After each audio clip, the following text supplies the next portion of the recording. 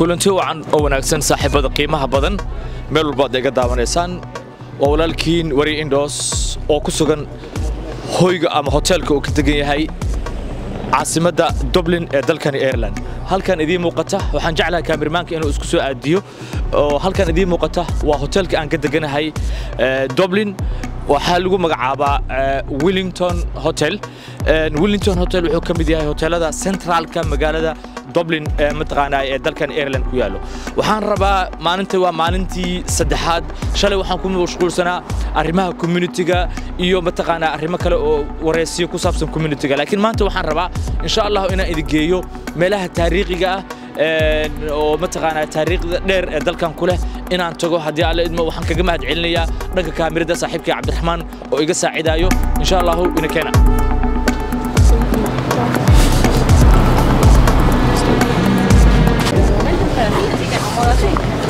واتهاي ماشان هذا كوسعنو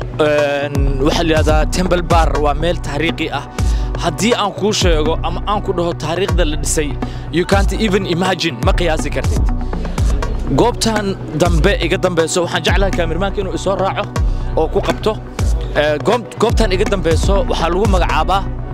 تمبل بار ayaa lagu magacaabaa kaamiramanka inuu ku aadiyo halkaas ayaan jeclahay تمبل بار waxa waaye waa 1600 oo sano ka hor ayaa la dhisay 1600 oo sano ka hor ayaa la dhisay waa meel taariikhi ah oo qofka markuu Ireland yimaado ama dal caasimadan Dublin u yimaado ay tahay inuu ogaado تمبل بار waa taariikh dheer ee leedahay marka waxaan jeclahay in qofka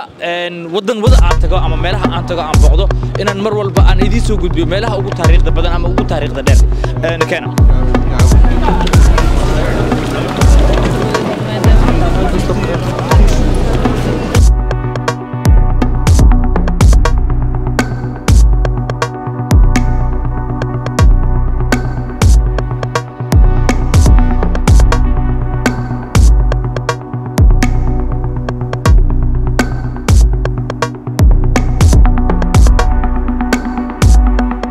webigan waxa la yiraahdaa Liffey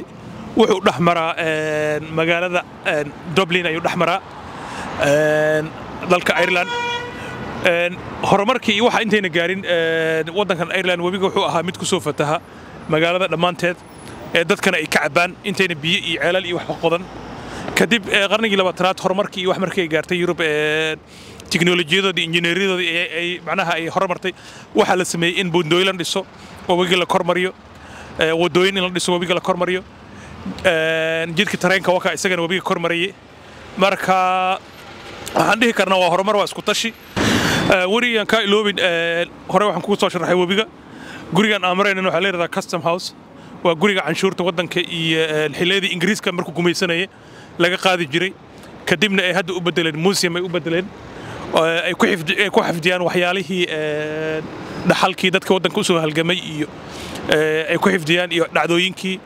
marka guriga waxa la yiraahdaa custom house waxaan rabaa daawadayaal inaan idila wadaago sababta halkan aad uga jeedaan dadkan qalfoofta noqday waa dad Irish ah ee u dhintay abaar 1845 ilaa 1852 waxa ka dhacday abaar dunida ka dhacday tii ugu xumeed Irish dadka Irishka waxa lagu qiyaasi jiray ilaa 150 milyan way iskaga carareen wadamada Mareykanka aad aragteen sida Bill Clinton Trump iyo waxa la sheegay inay ka soo jeedaan asal ahaan dalkan Irish hadda waxa ku nool dad aad u tirayar ba ku nool intooda badan ilaa waxa lagu qiyaasaa 5 milyan lagu qiyaasaa intooda badanna mataqaana waxay galeen wadamada Mareykanka iyo wadamadaas kale ee qarbiga ayay galeen waxana u jeedaan marka ma aha status kale waa abaartii ku dhacday kadib markii Ingiriisku uu ka sumeeyay baradhadii ay ku noolaayeen ay mataqaana survive-ka ay ku badbaadi jireen dadkan mataqaana Irish dadkana u jeedaan Irish oo maanta in badan oo dunida kamid ah ay taqaano isla markaana wadamada qaniga ah lagu tiriyo mataqaana ugu dhaqaalaha badan wuxuu soo maray 1845 ilaa 1852 abaar aan laga sheekeyn karin taariikhdeedana laguma soo koobi karo clip yar laakiin waxaan ugu talagalay maadaama aan imid Dublin caasimada Dublin ee dalkan Ireland inaan wax yar idinka taabto wad maasantiin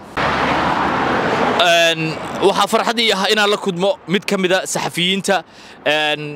caasimadan Dublin ee dalka Ireland I want just to ask you first your name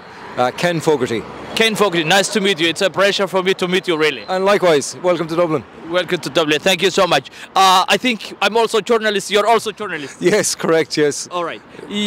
What do you think about the Dublin history, Ireland history? There's so much history for this country. It's you've got, like in the recent past, there's 800 years of history to bring us up to the last 100 years of history, to the foundation of the state. What was the name of the farm that happened? The people I saw it there. The Great Famine, or as we call it in Irish, in the Irish language, is called An Gorta Moor, the Great Hurt. Yeah, that thousands died. Yes, the millions died, and a lot of people left the country because there's no work, no food. It's said to be most of the Irish now are in USA, around the world. Yes, it's how, as they say, some of the Irish built America, because back in the 1800s when this happened, when the famine happened, a lot of people left here on the likes of the famine ship that's up here, the Jeannie Johnson. I've been there, yeah. Yes, yeah, and left here on those famine ships and ended up settling in America. Thank you so much. I appreciate to meet you, man. Good. Halkan iga dambeysa waa GBO oo loo yaqaano General Post Office. Waa maal taariikh dheer leh. Waa meesha loo yaqaano Easter Monday. 1916 ayaa waxay galeen ciidamadii xaq u dirirka ee Irishka ahaa kuwaas oo la dagaalamay gumisihii Ingiriiska. ilaa iyo muddo usbuuc ayay ku jireen